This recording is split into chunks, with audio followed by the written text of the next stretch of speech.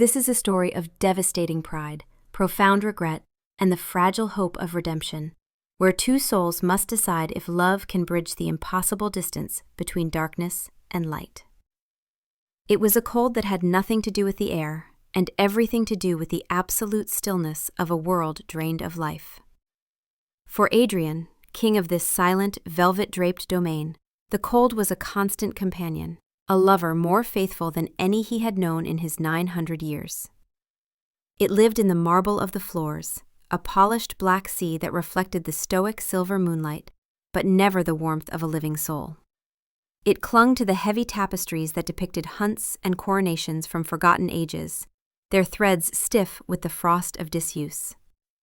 It was in his own chest, a hollow space where a heart had once beaten a frantic rhythm against his ribs, and now lay dormant, a petrified stone in the cathedral of his body. He sat on a throne carved from obsidian and regret, a book lying open on his lap, its vellum pages untouched for the better part of an hour. The words were meaningless architecture on the page. He no longer read for pleasure, only for the familiar weight of the object in his hands, a tangible anchor in the ceaseless, undifferentiated ocean of his insomnia. For 500 years, he had not known the mercy of sleep. The sun was not a promise of a new day, but a lethal executioner, the great eraser that would scour him from existence if he dared greet it. And so he reigned over the dead hours, a monarch of dust motes frozen in columns of moonlight, and the profound, crushing silence of his own immortality. The sensory void was the true nature of his curse. He could remember the taste of wine, the sharp, bright burst of summer grapes on his tongue, the warm trail it left down his throat. Now it was merely a cold liquid, its complexity lost on a palate that could only register temperature and texture. Food was ash, music a series of sterile vibrations, the scent of a blooming rose a phantom memory his mind projected onto a scentless reality. His world was a grayscale photograph of a life he had once lived in vibrant, chaotic color, all except for the scent of human life. That alone could pierce his deadened senses, a cruel reminder of what he had lost, a torment that made the hunger both worse and strangely necessary. And then there was Rosalind. She was a splash of defiant color in his monochrome existence. From his throne in the great hall, he could see the light from the library, a warm, golden rectangle painted on the opposing wall. That was her space. He had brought her here 6 months ago, a promising young scholar of ancient languages, to translate a series of crumbling texts that had baffled his kind for centuries. It had been a practical decision, or so he had told himself. But the truth was, he had been drawn to the sheer, unbridled life that radiated from her. He could feel her, even from this distance. She was a hearth fire in the dead of winter, a thermal anomaly in his perfectly chilled world. Her presence was a constant, low-frequency hum against his senses, a disturbance in the stillness he had cultivated for so long. He rose, the sound of his boots on the marble a lonely, echoing report, and moved toward the light. He did not walk so much as flow through the shadows, a creature stitched from them.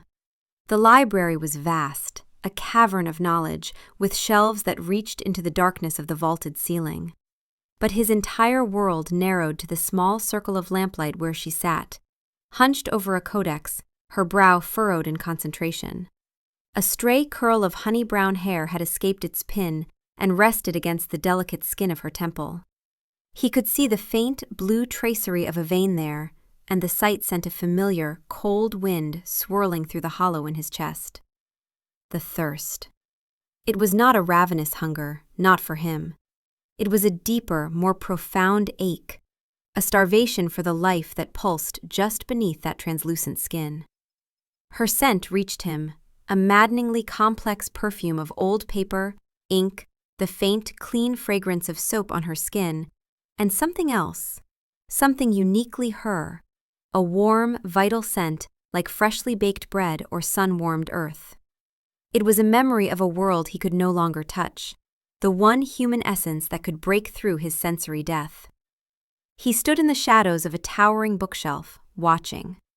The slow, rhythmic turn of a page, the soft scratch of her quill as she made a note, and beneath it all, the sound that was both his torment and his fascination, the steady, relentless thump-thump of her heart. It was the metronome of a fleeting life, a clock ticking down moments he could no longer count.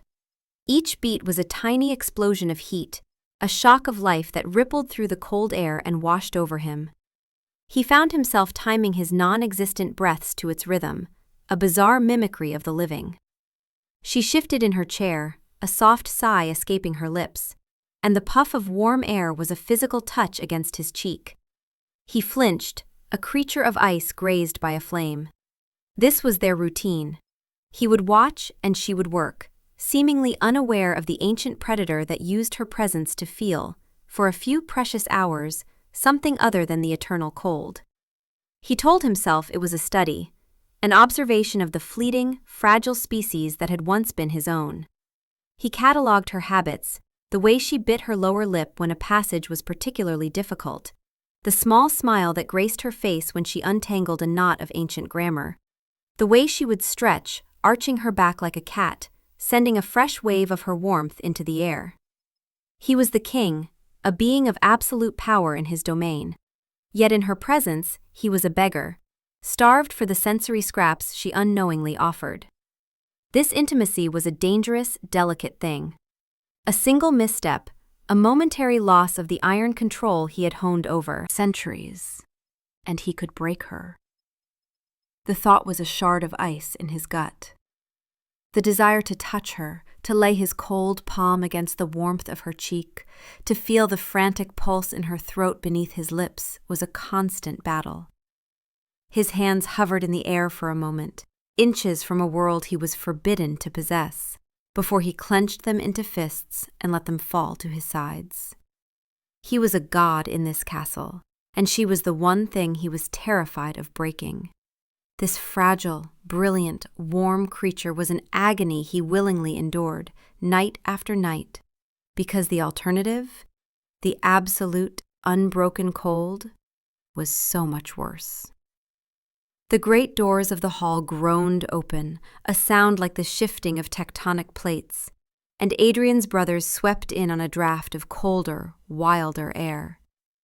Lucian and Valerius were cut from the same ancient stone as he, but where Adrian's immortality had settled into a weary, glacial stillness, theirs had sharpened into a predatory restlessness. They moved with the fluid grace of panthers, their eyes holding the red-tinged hunger of the newly fed. "Brother," Valerius purred, his voice a low, silken thing that always seemed to coil around his words. He surveyed the cavernous hall, his gaze dismissive. "Still holding court with ghosts and dust?" Lucian was blunter, his presence a more brutish force. He clapped a heavy hand on Adrian's shoulder, a gesture that would have shattered the bones of a mortal man. "He prefers the company of books to that of his own kin. Or perhaps," he added, his lips curling into a sneer as he glanced toward the distant, golden light of the library, "it is the company of the little librarian." Adrian stiffened, shrugging off Lucian's hand. He despised their crudeness, their inability to see the world as anything more than a feeding ground. "She is a scholar," he said, his voice clipped and cold. "A necessary tool for the work at hand." "A tool?" Valerius chuckled, a dry, rustling sound. "She is warm, Adrian. We can smell her from the ramparts. A little songbird with a frantic, delicious heart. You have kept her to yourself for months. One might think our mighty king has grown fond." The word hung in the frigid air, an accusation. Fondness was a weakness. Attachment to a fleeting mortal life was a disease, a sentimentality that dulled the senses and compromised their survival. He had preached this doctrine for centuries, enforcing the rigid hierarchy of the ancient and the fleeting. His laws were what kept their kind safe, hidden, and in power. More than that, Adrian had spent the better part of 3 centuries deliberately ignoring the old myths. The sanguis vinculum, the fated bond, was a story told to young vampires to romanticize their curse. He had dismissed it as superstition, refused to read the forbidden texts that spoke of it, because to believe in it was to admit vulnerability. A king could not afford to believe in fate. "Do not be absurd," Adrian snapped, his voice sharper than he intended. The need to reassert his authority, to push back against their insinuations, was a sudden, powerful impulse. His pride, the ancient, unyielding bedrock of his character, rose to his defense. "I am searching for a queen, as you well know, an immortal, one of power and lineage, who can stand beside me for the next 1,000 years. Do you truly believe I would entertain this creature as anything more than a momentary curiosity?" He began to pace, the sound of his footsteps a stark counterpoint to the silence. The human mind is a fascinating, if short-lived, phenomenon. Her ability to decipher the old tongues is useful. Watching her work is an exercise, a study in the fragile mechanics of a mortal life. "An exercise?" Lucian pressed, his eyes gleaming with malicious enjoyment. He loved to see Adrian's composure crack. Adrian stopped, turning to face them. The full weight of his kingship settled over him, a mantle of ice and shadow. He let the lie form, a cold, perfect thing, designed to end their questions and reinforce the unbridgeable chasm between himself and Rosalind. "She is practice," he said, the words falling like chips of ice into the silence. "Nothing more. A way to study the nuances of interaction, to sharpen my own understanding before I find a worthy consort. She is a diversion, a fleeting warmth to pass the dead hours. When her usefulness is at an end, or when I tire of the game, she will be gone. She is utterly insignificant." He let the cruel, dismissive words hang in the air, a final, definitive statement. He watched his brother's expressions shift from mockery to grudging respect. He had re-established the old order. He was the cold, untouchable king once more. A flicker of triumph went through him, but it was followed by a strange, sour taste, like ashes on the tongue. In the long, shadowed corridor that connected the library to the great hall, Rosalind stood frozen. She had been on her way to ask Adrian about a peculiar sigil, her mind buzzing with the thrill of a potential breakthrough. The codex was in her hand, its weight forgotten. She had heard the doors, the new voices, and had paused, not wanting to intrude on what seemed to be a private family matter. She stood in the deepest part of the shadows, a place where the moonlight did not reach.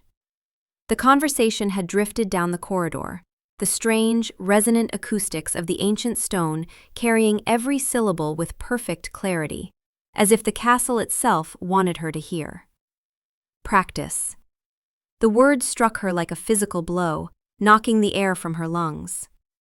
A diversion.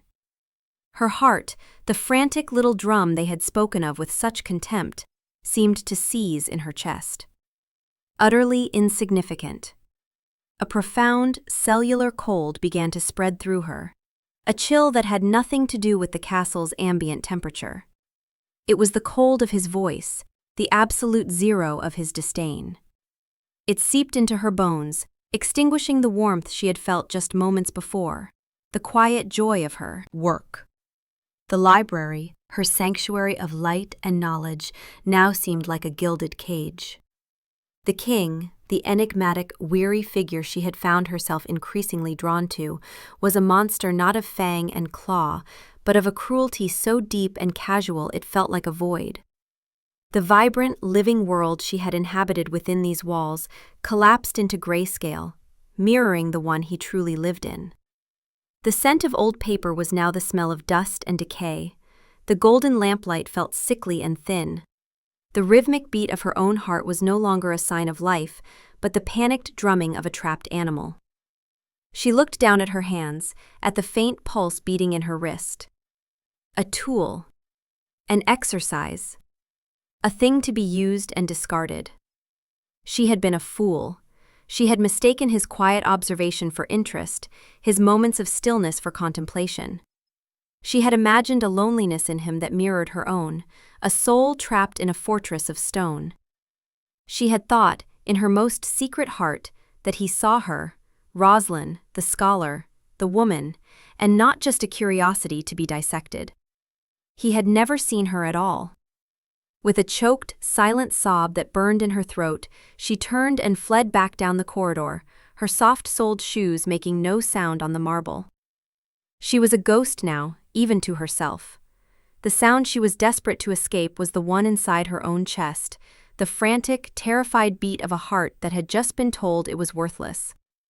The king's words were a brand on her soul, a litany of her own foolishness. Practice, diversion, insignificant. Each word echoed in the sudden, roaring silence of her chambers, chasing out all other thoughts.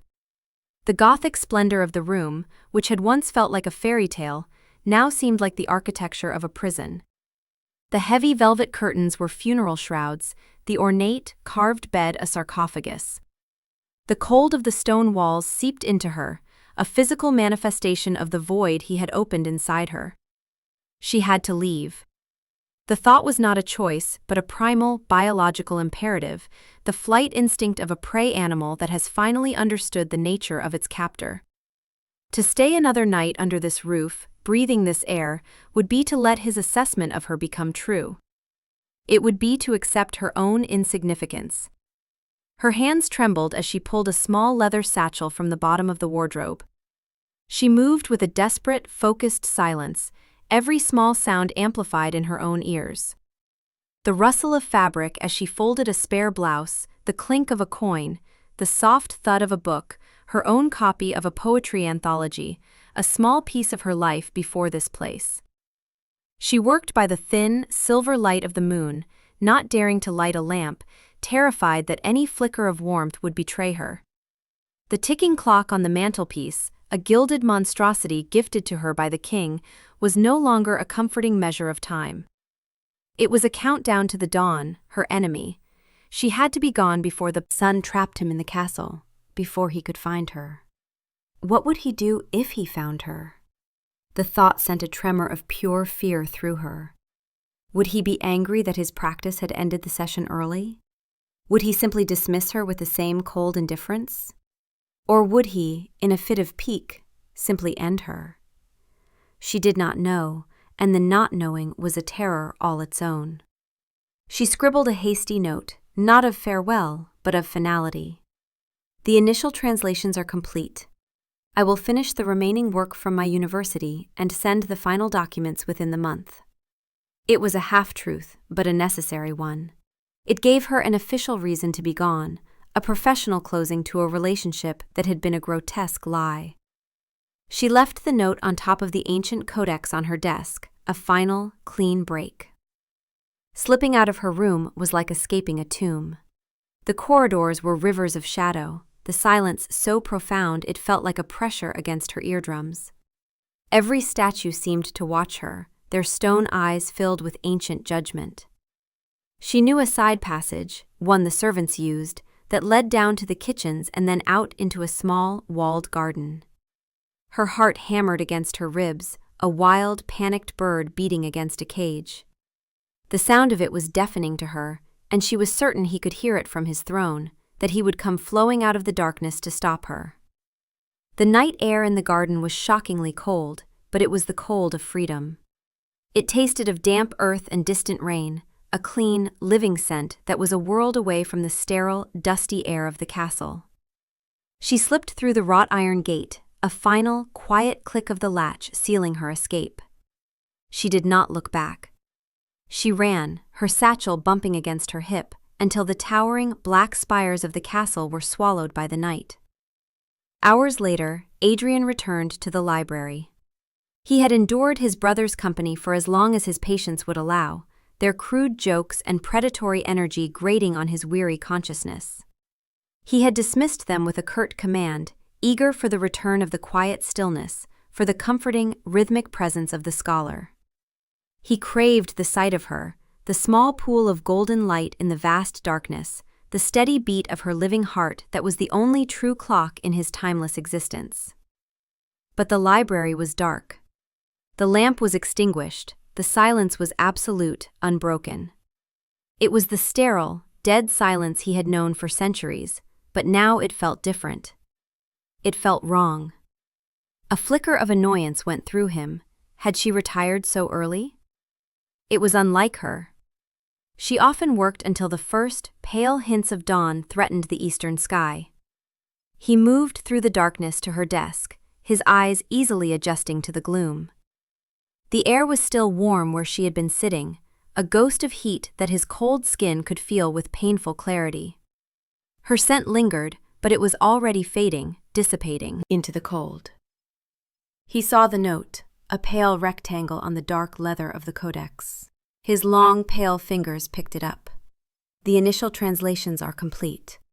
I will finish the remaining work from my university and send the final documents within the month.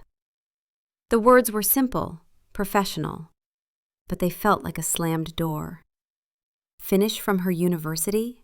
She had never mentioned leaving. The translations were far from complete.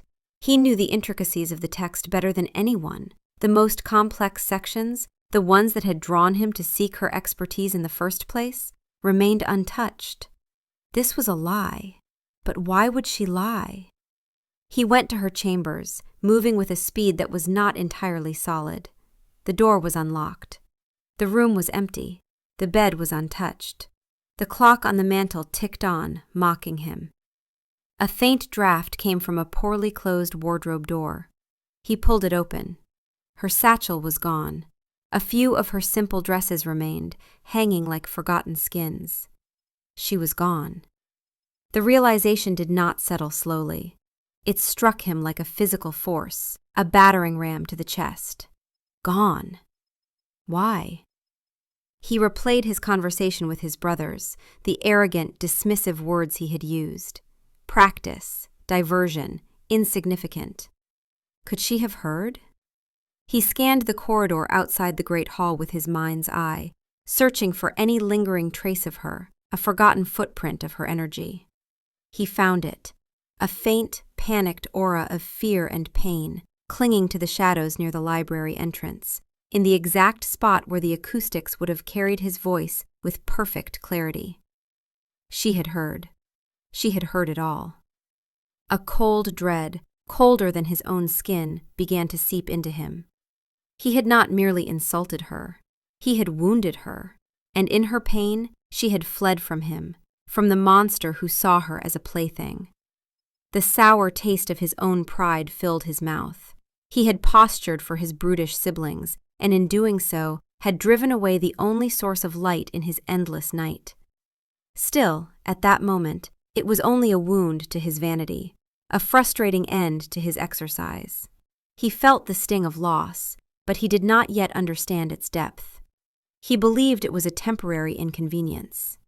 He was the king. He would find her. He would bring her back. He would explain, or compel, or simply command her return.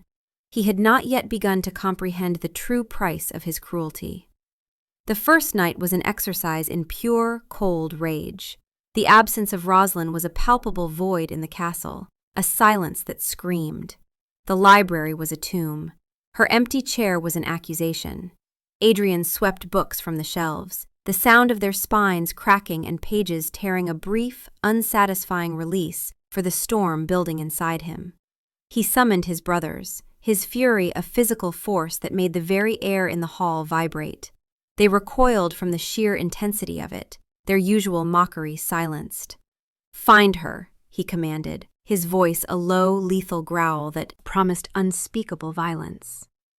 "I do not care what it takes. Scour the mortal villages, question everyone.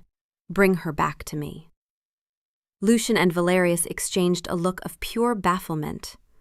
All this for a mortal diversion? Valerius dared to ask, his silken voice laced with disbelief. Adrian's hand shot out, grabbing his brother by the throat. He lifted him from the floor, the ancient stone of Valerius's immortal body creaking under the pressure. "She is not a diversion," he hissed, the words torn from a place of sudden, inexplicable agony. "Find her." He threw his brother across the hall, the impact cracking the marble where he landed. He did not understand the ferocity of his own reaction. It was as if a wire had been cut inside him, a vital connection severed, leaving him flailing in a new and terrifying darkness. The second night, the true agony began. It started not as an emotion, but as a physical sensation. The cold winter wind that had always resided in the hollow of his chest, the constant low hum of the thirst, intensified. It was no longer a wind, but a raging blizzard, a vortex of razor-sharp ice crystals shredding him from the inside out. The sensory void he had lived in for centuries became an active torment. The grayscale of his vision seemed to leach even more color from the world, leaving everything in stark, painful shades of ash and bone. The silence of his castle was no longer peaceful. It was the suffocating silence of a vacuum, pressing in on him, crushing him. He tried to feed. He took a deer in the forest, a swift and bloodless kill, but the animal's life force was like dust in his mouth. It did nothing to quell the raging storm inside him. He took a brigand on the road, a man whose life was forfeit by any law, mortal or immortal. But the hot, terrified rush of the man's blood was an insult, a foul liquid that only made the internal blizzard rage harder. The thirst was no longer for blood. It was for something else, something he had possessed and carelessly discarded. It was a hunger for a specific warmth, a specific scent, the sound of a specific heart beating its defiant rhythm against the silence. Nights bled into weeks. His rage cooled into a brittle, desperate despair. He locked himself in the library, surrounded by her lingering scent, which grew fainter each night, a torture of memory. He began to search the ancient texts himself, not the ones she had been translating, but the darker, more forbidden lore of his own kind. The very texts he had spent centuries avoiding, dismissing as the superstitious ravings of weaker immortals. Now, in his desperation, he tore through them with a fevered intensity. He sought an explanation for this madness, this physical and spiritual tearing that was unmaking him. He found it in a crumbling tome bound in human skin, hidden in the deepest vault of his library, in a chapter on curses and bonds. Sanguis vinculum, the blood bond. It was a myth, a legend, a fairy tale his kind told to frighten their young into caution. Or so he had always believed. But here, in faded ink and desperate script, was the truth he had refused to see. A fated, unbreakable connection between two souls, one that could only form once in an immortal's long life. It was described not as a romance, but as a fundamental realignment of an immortal's very being. The mate's presence becomes as necessary as blood, their life force a stabilizing anchor in the storm of eternity. The bond, the text warned, was often unrecognized by the immortal, who might mistake its profound pull for mere fascination or obsession. The final passage was written in a cramped, frantic script, as if by a hand trembling with horror. To sever the vinculum through cruelty or rejection is to invite the endless cold. The bond, once broken by the will of the bonded, will not mend. The immortal is left with a wound that will never heal, a hollow that can never be filled. They are condemned to an eternity of spiritual starvation, a thirst that no blood can ever quench. Adrian let the book fall from his hands. The truth was a physical impact, more devastating than any weapon. He had not just driven away a scholar he admired. He had not just wounded a woman he was fond of. He had found his one true mate in all of creation, the anchor for his soul, the counterweight to his endless, cold existence, and he had, with his own arrogant, cruel words, shattered the bond. He had called her insignificant, and in doing so, he had rendered his own future meaningless. The pain intensified, now given a name. It was the agony of a phantom limb, but the limb was his soul. He fell to his knees, a dry, soundless scream tearing from his throat. The blizzard inside him roared, and for the first time in 900 years, the Vampire King felt true fear. He had faced armies, rival immortals, the righteous fury of the sun itself. But this was an enemy he could not fight, it was himself. It was the eternal echo of his own colossal mistake. The pride that had been his armor for centuries was now revealed to be the very weapon that had destroyed him. He was alone in the darkness, with nothing but the memory of a warmth he had single-handedly extinguished, and an endless expanse of night in which to regret it. The years that followed were a new kind of torment, a refinement of the agony he had already known. Time, which had once been a stagnant ocean, now became a river of grinding pain, each moment a sharp stone scraping against the raw, open wound where the bond had been. He began to mark the passage of his insomnia not by centuries, but by his loss.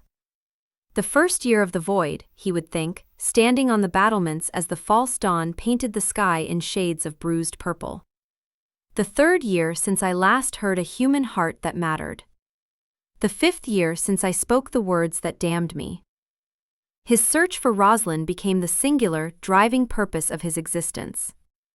It was no longer about possession or bringing her back to his castle. That place was a monument to his failure, a cold stone tomb he now despised. The search was an act of penance, a desperate pilgrimage toward a forgiveness he knew he did not deserve. He deployed his entire network, the ancient web of spies, human servants, and compelled informants that spanned the mortal world. Lawyers who had served his family for generations, merchants who owed him debts stretching back centuries, scholars who worked in universities across Europe. He gave them a description, a name, a mission that overrode all others. Find the scholar, Rosalind Porter. Report her whereabouts. Do not, under any circumstances, approach her. He would not allow his darkness to touch her life again, unless she chose it. But Rosalind had been clever. For the first 3 years, she had hidden herself well. She had not returned to her old university, had not contacted former colleagues, had not published under her own name. She had taken work as a translator under an assumed identity, living quietly in small towns, moving frequently, always looking over her shoulder for the shadow she knew might be hunting her. His network, vast as it was, searched for a scholar named Rosalind Porter and found nothing. The trail was cold. The reports that finally began to trickle in, after those first agonizing years of silence, were a new form of torture. They were filled with false leads, whispers of a woman with honey-brown hair teaching in a dusty university, or a reclusive historian living by the sea. Each lead was a spark of hope that would flare brightly for a few nights before being extinguished, leaving his despair even colder and darker than before. He saw her everywhere. In the posture of a woman walking down a gaslit street, in the melodic cadence of a stranger's laughter, in the glimpse of a thoughtful profile in a crowded cafe. Each time, his unbeating heart would give a painful, phantom lurch, a ghost of a feeling, before the illusion dissolved, leaving him emptier than before. His arrogance was burned away, layer by layer, by the ceaseless, grinding agony of the broken bond. The king who had ruled with untouchable pride was gone, replaced by a hollowed-out creature haunted by a single, unending moment of failure. In the crushing silence of the dead hours, he would replay her flight 1,000,000 times. He would stand in the corridor where she had stood, trying to feel the echo of her pain, trying to understand the depth of the wound he had inflicted. His cruel words, practice, diversion, insignificant, became his personal litany, a constant, self-inflicted punishment. Then, after 4 years of dead ends and crushing disappointments, a report arrived that was different. It was detailed, confirmed, sent by one of his most reliable contacts, a university archivist in London. Dr. Rosalind Porter. Not a frightened girl running from a monster, but a respected academic, a brilliant historian whose first book, a revolutionary analysis of pre-Roman dialects, the very subject she had been studying in his library, had been met with international acclaim. She had published it under her real name, stepping back into the light. She was no longer hiding. She was thriving. The book had been released just 6 months prior, which explained why his searches had found nothing for so long. She had spent 3.5 years in hiding, working in obscurity, completing her research using the knowledge she had gained in his library and her own formidable intellect. And then, finally confident in her work and perhaps her safety, she had emerged. The woman he had broken had rebuilt herself into a force to be reckoned with. Adrian obtained a copy of her book within hours. He held it in his cold hands, his fingers tracing her name on the cover, Dr. Rosalind Porter, as if the letters were a sacred script. He read it in a single sitting, devouring every word. Her prose was elegant, her arguments sharp and insightful. He saw in it the same fierce intelligence he had admired in the quiet scholar, now honed and confident, shared with the world. She had taken the fragments of knowledge from his library, the texts he had given her access to, and built upon them with her own brilliance. She had not stolen his work. She had completed her own. He began to follow her life from a distance, a ghost at the edges of her success. He obtained schedules of her guest lectures and speaking engagements. She was beloved by her students, respected by her peers. She had built a world for herself, a world of light, knowledge, and warmth. A world that had no place for a creature like him. The pain of the bond twisted into something new, a profound, aching awe. She had taken the pain he had given her and forged it into a shield, a sword, a new life. She had not simply survived his cruelty, she had triumphed over it. The quiet songbird he had so casually dismissed now had a voice that commanded the attention of the world's brightest minds. And he, the mighty king, was nothing more than a shadow, listening from the back of the room, a footnote in the story of her rise. He was a monster who had, in his own terrible way, witnessed the birth of a queen. And she reigned in a kingdom of sunlight he could never enter. 5 years. 5 years to the day since she had vanished. It had been 1,826 nights of the blizzard raging in his chest. A report came in that she was giving the keynote address at a symposium held at a grand old university in a city that pulsed with light and noise, a city she now called home. It was everything he despised, the chaotic thrum of mortal life, the ubiquitous glow of electricity that aped the sun, the press of warm bodies. It was her world, and he knew, with a certainty that settled deep in his hollow soul, that he had to see her. Not to reclaim her, not even to speak to her, but to witness, with his own eyes, the magnificent life he had almost destroyed. He stood in the deepest shadows at the back of the grand auditorium, a sliver of darkness in a sea of warmth and light. The air was thick with the scent of perfume, wool coats, and living, breathing humanity. It was an assault on his senses, a cacophony of life that made the thirst a sharp, physical pain behind his eyes. But he endured it. He had endured far worse. Then she walked onto the stage, and the chaotic noise of the world faded into a single, focused point. She was bathed in the warm, golden glow of the stage lights, and the sight of her stole the phantom breath from his lungs. She was more beautiful than he remembered, but it was not a simple, physical beauty. It was the radiance of confidence, of a life lived with purpose. She wore a simple, dark dress that made the warmth of her skin seem to glow. Her hair was swept up, revealing the elegant line of her throat, and the sight of the pulse beating there, steady, calm, confident, was a form of exquisite torment. She began to speak, and her voice, clear and resonant, filled the hall. It was the same voice that had once whispered questions about ancient texts in the hush of his library. But now it was imbued with an authority that captivated the hundreds of people in the room. She was witty, brilliant, passionate. She spoke of history not as a collection of dead facts, but as a living, breathing story. His history. She spoke of ages he had lived through, of kings he had known, of battles he had fought, and she did it with an insight and a human compassion that he, who had been there, had never possessed. He watched her, and the pain of the bond flared with an intensity that made him grip the velvet curtain beside him. But for the first time, it was mingled with something else. It was awe. It was a profound, selfless pride in what she had become. The quiet scholar he had treated as a pet was a force of nature.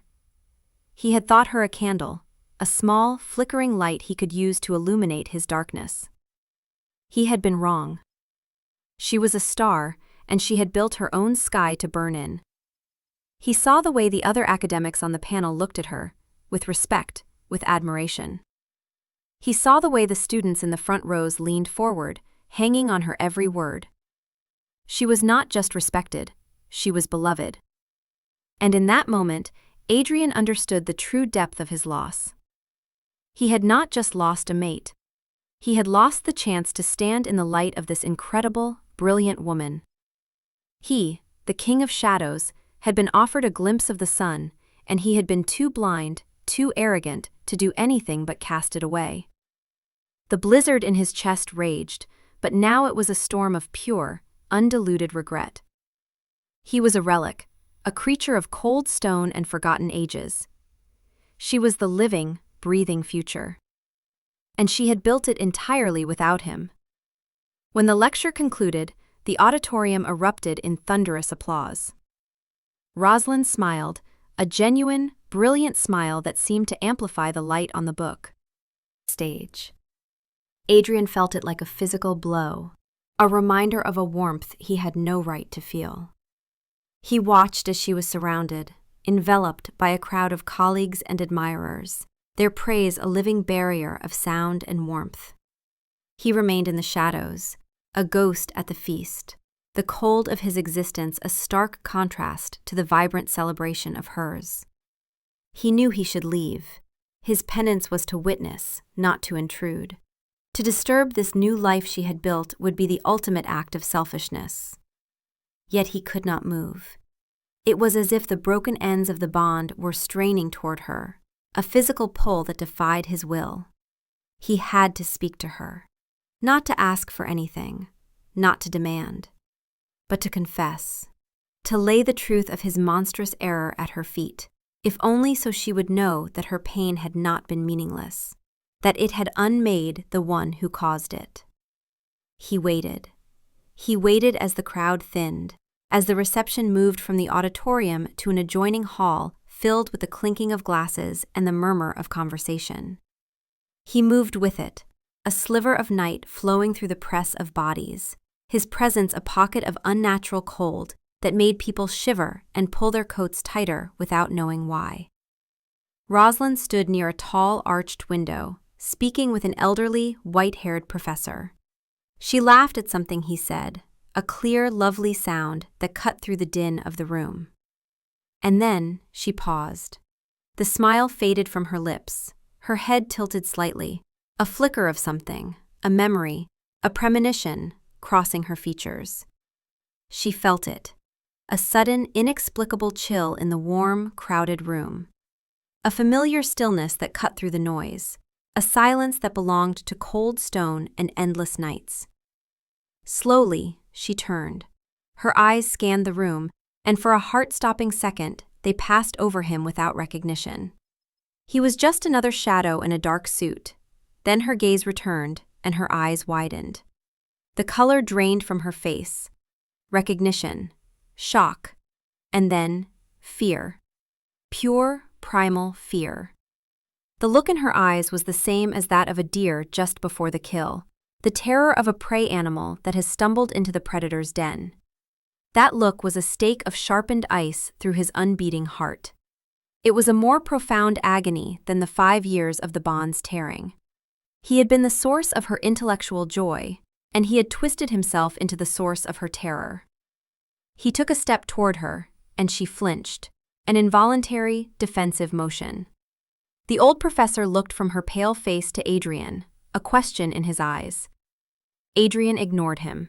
His entire universe had contracted to the space between himself and Rosalind. The noise of the reception faded away. The blizzard in his chest went utterly still. He stopped a few feet from her, close enough to see the frantic pulse in her throat, far enough to give her the illusion of safety. He had planned speeches, eloquent apologies honed over 1,000 sleepless nights. They all turned to ash in his mouth. There were no words that could bridge the chasm of his cruelty. There was only the truth, stripped bare of all pride. And so, in the center of the brightly lit hall, surrounded by the brightest minds of the mortal world, Adrian, the vampire king, ruler of the night, conqueror of armies, a creature of myth and terror, slowly, deliberately, sank to his knees. A gasp rippled through the nearby crowd. Conversations faltered. The clinking of glasses stopped. A pocket of stunned silence spread outward from them. A stone dropped into the placid pool of the evening. People turned to stare, their faces a mixture of confusion and disbelief. He knelt on the polished floor, his head bowed, his eyes fixed on the hem of her dress. He was a supplicant at the altar of his own destruction. He did not look at her face, at the fear he had put there. He could not bear it. "Rosalind," he said, his voice raw, broken, stripped of its usual archaic precision. It was the voice of a man, not a king. A man who had been lost in the wilderness for a very long time. "You were never practice," he began, the words tearing from him, each one a confession, an act of self-immolation. "That was a lie, born of pride and fear. A lie I told my brothers to hide a truth I was too arrogant to face myself." He lifted his head then, forcing himself to meet her wide, terrified eyes. He wanted her to see the ruin in his own. "You were everything," he whispered, the sound swallowed by the cavernous silence of the room. "From the moment you walked into my library, you were the only living thing in my world. You were the sun, and I was a creature of darkness. Too blind and too proud to recognize the dawn when it broke in my own halls. I called you insignificant, and in doing so, revealed my own worthless soul." He took a shuddering, phantom breath. "I did not know of the bond, the sanguis vinculum. Our kind, we dismissed it as a myth. I spent centuries refusing to believe in it, because to believe was to admit I could be vulnerable. But it is real. You are my fated one, Rosalind, my mate. And I severed that bond with my own cruelty. The agony of that. It has been my every moment for 5 years. I have lived every second of these last 1,826 nights in the torment of my own making. I am not here to ask for your forgiveness. I do not deserve it. I am here only to tell you the truth, to confess my sin against you. You were never practice. You were, and you are, my one and only queen." The silence that followed his confession was absolute. Rosalind stared down at the impossible sight of the vampire king kneeling at her feet, his pride stripped bare for all to see. The fear that had seized her was now warring with a profound, disorienting shock. The man, the creature, who had shattered her world with his casual cruelty was now laying the shards of his own soul before her. His face, which she remembered as a mask of cold, weary arrogance, was now a portrait of raw, unending agony. The centuries of exhaustion in his eyes were no longer just from insomnia. They were from a deep, soul-crushing regret. Her own heart was a frantic drum against her ribs. Part of her, the part that had spent 5 years meticulously rebuilding its walls, screamed at her to run, to turn away from this display and never look back. He was a monster. He had proven it. This could be another game, another manipulation, a grand performance designed to lure his diversion back into his grasp. But another part of her, the scholar that always sought the truth, could not look away. She saw the tremor in his hands, the utter lack of artifice in his gaze. This was not the performance of a king. This was the desperate, final plea of a soul in torment. Her colleague, the old professor, finally found his voice. "Rosalind, my dear, do you know this man? Should I call security?" His voice broke the spell. The whispers around them started to swell, the press of curious onlookers tightening. This was a spectacle, and she was at its center. Her survival instinct, honed over the last 5 years, took over. She could not process this here, under the weight of 100 pairs of eyes. "Professor Albright, it is all right," she managed, her voice steadier than she felt. "This is a private matter. From a long time ago." She placed a hand on the professor's arm, a silent dismissal, and he, after a moment's hesitation, nodded and retreated, shooing other onlookers away. She looked down at Adrian again. He was still kneeling, his gaze unwavering, waiting for her judgment. "Get up," she said, her voice low and sharp. "Get up and come with me. Not here." He rose with a fluid, silent grace, his eyes never leaving hers. He looked like a wraith in the warm, electric light of the hall, a figure of stark shadow and sorrow. She turned and led the way, not looking back to see if he was following. She knew he was. She could feel the pocket of cold that moved with him, the intense focus of his presence. She led him through a side door and into the deserted, dimly lit corridors of the university's history department. The air here was cool and smelled of old books and floor wax, a familiar, comforting scent that did little to calm the storm in her chest. She stopped in front of her office door, fumbling with the keys, her hands shaking. Once inside, she flicked on a single desk lamp, casting the room in a warm, intimate glow. It was her sanctuary, filled with towering stacks of books, maps pinned to a corkboard, the lingering scent of coffee. It was the heart of the life she had built. And now, she had invited the ghost that haunted her into its very center. She turned to face him, crossing her arms over her chest, a defensive posture. He stood just inside the doorway, as if he knew he had no right to come further into her light. "A public apology," she began, her voice gaining strength, fueled by a righteous, 5-year-old anger. A grand, dramatic gesture. "Do you really think that erases anything? Do you think kneeling on a polished floor rebuilds what you shattered?" "No," he said simply. His voice was quiet, devoid of defense. "You broke me, Adrian," she continued, the words she had rehearsed in her darkest moments now spilling out. "Not just my heart. You broke my trust in the world, in myself. I left your castle that night feeling like I was less than human, like I was nothing but a thing to be observed and discarded. I had to rebuild myself from the ashes of the girl who was foolish enough to think a king could see her as more than a book. It took me years of work, of therapy, of learning to trust my own judgment again." She took a breath, her chest tight. "So you will forgive me if I do not fall into your arms just because you have discovered a convenient, mythical bond that explains your sudden remorse. You say you want to be in my life? Then you will do it on my terms, in my world. You will have no power here.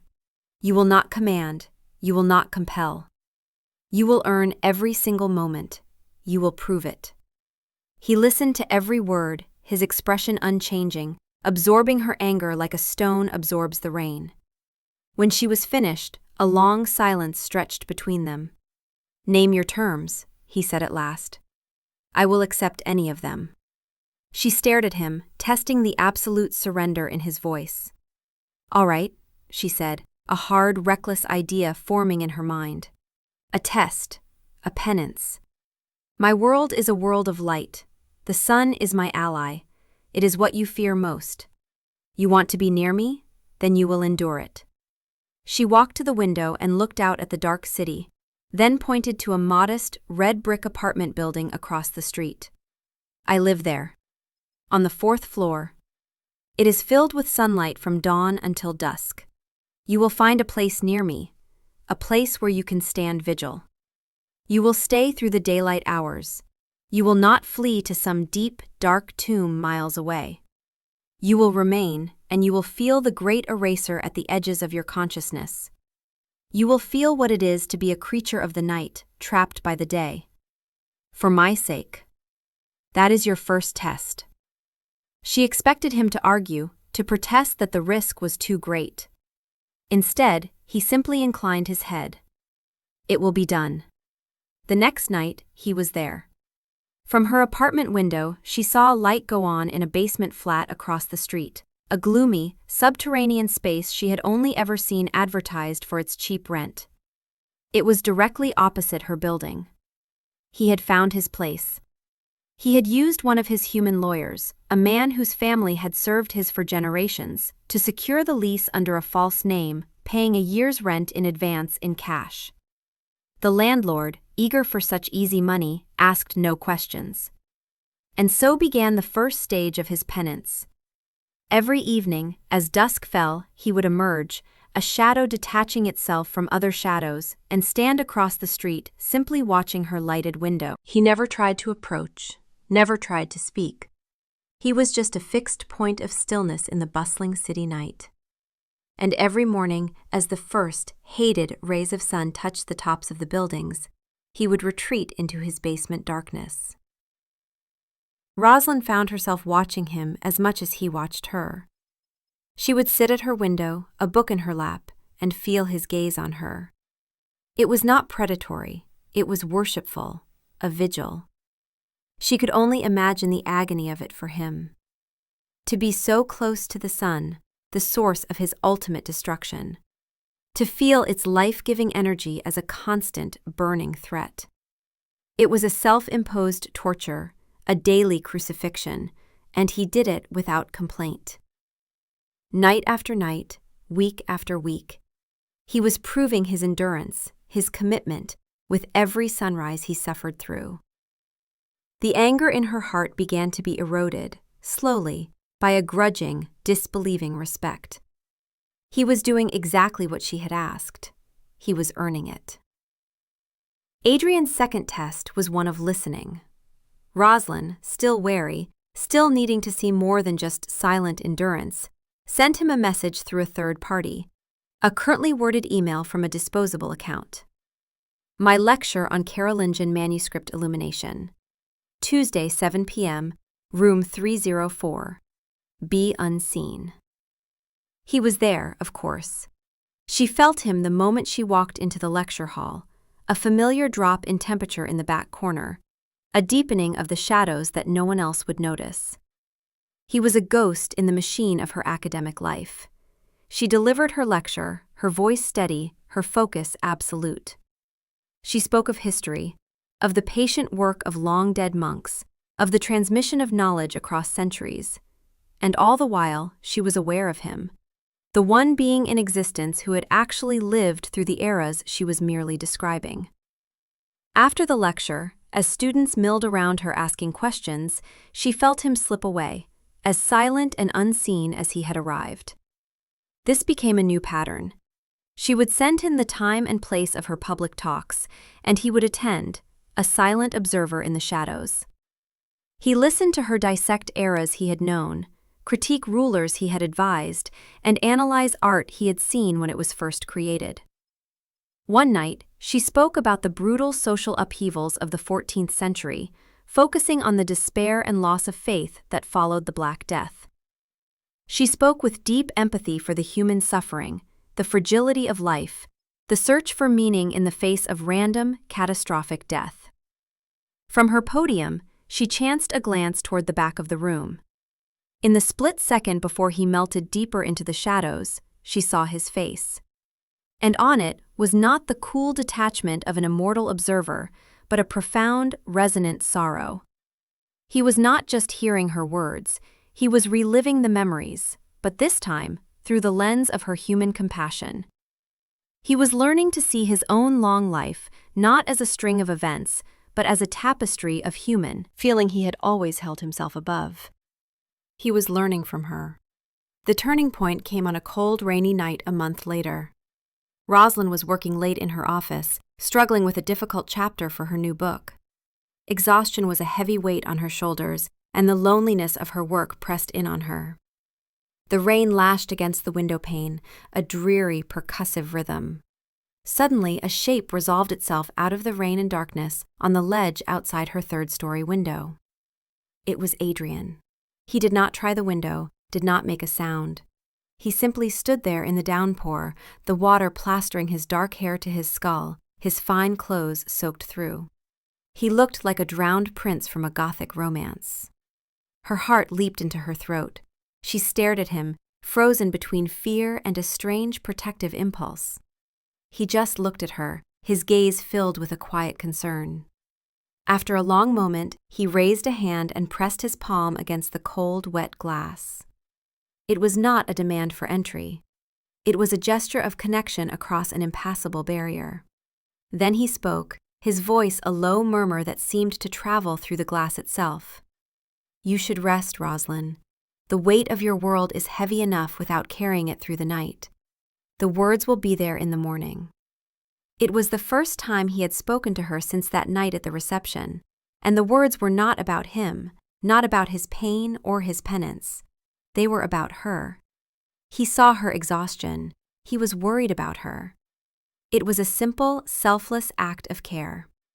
He was not the possessive king demanding her presence. He was a guardian, watching over her from the storm. He held her gaze for another moment, then nodded slightly and dissolved back into the rain and the night, leaving only a clear handprint on the glass. Rosalind stared at the spot where he had been, her breath fogging the pain.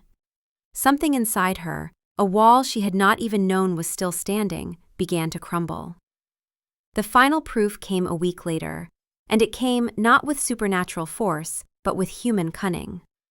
A rival academic, a bitter and ambitious man named Dr. Alistair Finch, had been trying to undermine Rosalind's work for months.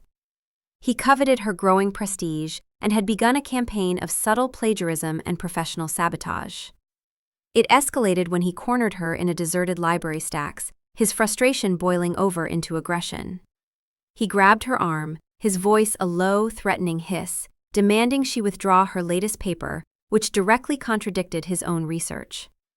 Rosalind, though frightened, stood her ground, her voice cold and steady as she told him to release her. But Finch was desperate, his face flushed with anger. Before he could do more, a quiet voice spoke from the end of the aisle. "I would advise you to let the lady go." It was Adrian. He had not appeared in a swirl of shadow or with a show of inhuman speed. He was just there, leaning against a bookshelf, looking, as though he had every right to be in a university library at 10 p.m. He was dressed in a simple, well-tailored suit, looking more like a visiting professor than a creature of the night. There was no menace in his posture, but his eyes, fixed on Finch's hand on Rosalind's arm, were as cold and hard as obsidian. Finch scoffed. "And who are you, her bodyguard?" "I am a benefactor of this university," Adrian said smoothly, his voice calm and reasonable. "One with a keen interest in academic integrity. For instance, I have been reading your latest monograph on Visigothic legal codes. It is fascinating, especially the parts that bear a remarkable resemblance to an obscure German dissertation published in 1978. And your financial records, a man with your salary should not have such pressing gambling debts. It must be very stressful." The color drained from Finch's face. He released Rosalind's arm as if it were red hot. "I do not know what you are talking about," he stammered. "No?" Adrian pushed off the shelf and took a slow step forward. "Perhaps the university's ethics committee will. Or perhaps you will simply retract your recent, baseless challenges to Dr. Porter's work, issue a public apology for your overzealous behavior, and take that sabbatical you have been considering. A long one. Say, in a country with no extradition treaty." He did not raise his voice. He did not bear a fang. He dismantled the man with information, with quiet, surgical precision. He had used his immense resources and intellect, not his monstrous power. For weeks, Adrian had been monitoring Rosalind's professional life from the shadows, using his network to investigate anyone who posed a threat to her. When Finch's name had surfaced as a consistent antagonist, Adrian had compiled a dossier. He had protected her, not as a predator defending his territory, but as a king defending his realm, with strategy, justice, and an absolute, chilling authority. He had shown her that the king side of him was not just about brute force, but about a profound capacity for protection. Finch practically scrambled out of the library. Rosalind was left standing in the aisle, her heart still pounding, staring at Adrian. He had saved her, and he had done it within the rules of her world. He had proven he could be more than a monster. He had proven he could be her champion. "Thank you," she whispered, the words feeling inadequate. He simply inclined his head. "No one is permitted to harm you," he said, and it was not a threat, but a vow. A sacred, unbreakable promise. And in that moment, she finally, truly, believed him. That night, Rosalind did not go to her own apartment. She walked across the street and descended the stone steps to his basement flat. She knocked on the door. It opened instantly, as if he had been waiting just on the other side. He stood there, framed in the doorway, a figure of shadow against the dim light within. He looked surprised, hopeful, and terrified all at once. For a long moment, they just looked at each other. Then she stepped across the threshold. His apartment was stark, Spartan. A bed, a table, a single chair. The only decorations were books stacked neatly against one wall. It was the cell of a penitent monk. But the air was clean, and the oppressive cold of his castle was absent. It was simply a quiet, still space. "I believe you," she said, her voice soft in the silence. "I believe you are sorry. I believe you have changed." Relief washed over his features, so profound it was like watching a statue come to life. He looked, for the first time, like a man unburdened.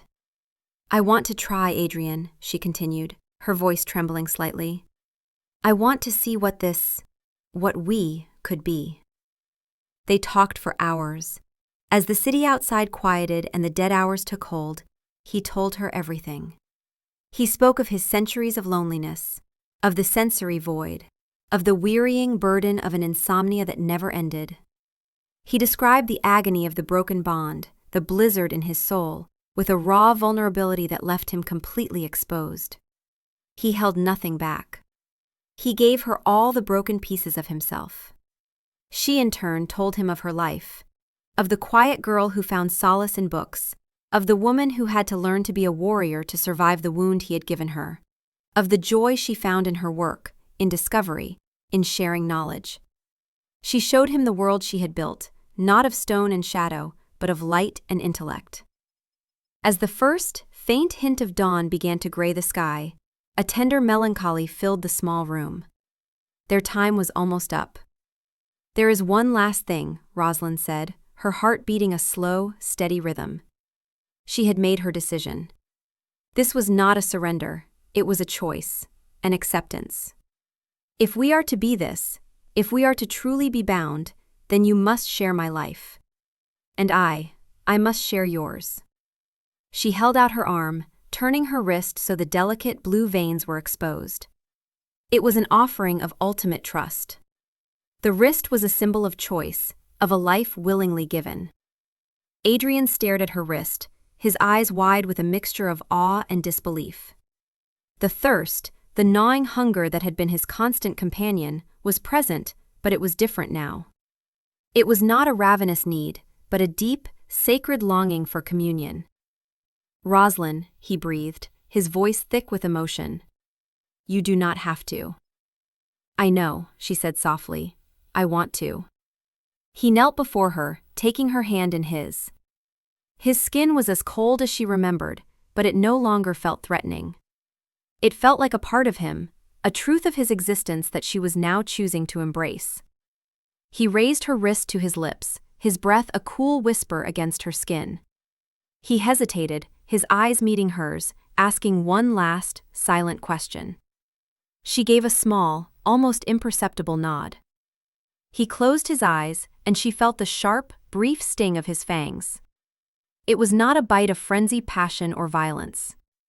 It was precise, gentle, almost reverent. She did not feel pain, only a strange, pulling sensation, a warmth leaving her to enter him. She watched his face, saw the lines of agony and centuries of weariness begin to smooth. She felt a connection form, a current of life flowing from her to him, and in return, a profound sense of his ancient, weary soul flooding her senses. He drank for only a few moments. When he pulled back, A single, perfect drop of crimson welled on her skin. He gently closed the small wound with a touch, his fingertip cool against her wrist. He looked up at her, and his eyes, they were different. The endless gray void was gone. In its place was a depth of devotion that was staggering.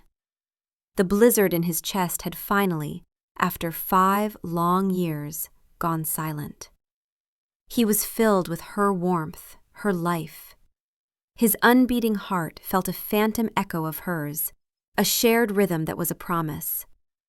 This was the crimson gift. Not a feeding, but a sacrament. An intimate, shared breath that slowed 2 lives into one synchronous beat. It was the ultimate emotional surrender. They stayed like that as the sun began to rise, bathing her apartment across the street in golden light. For him, the light was no longer the great eraser, a symbol of his terror and limitation. It was a tender melancholy, a beautiful, poignant reminder of the precious, fleeting life he was now eternally sworn to protect. This was their new normal. He did not turn her. She would not sacrifice her sunlight, and he would not ask her to. They found a balance in the twilight. He was her eternal king, her guardian in the shadows, her champion against the darkness. And she was his queen, his anchor to the living, breathing world, the warmth that had finally, after centuries of waiting, taught his cold, still heart how to feel. Theirs would not be a story of darkness conquering light, but of the beautiful, impossible, and eternal dance between the two. He had found a way to coexist with the dawn, because the dawn was her.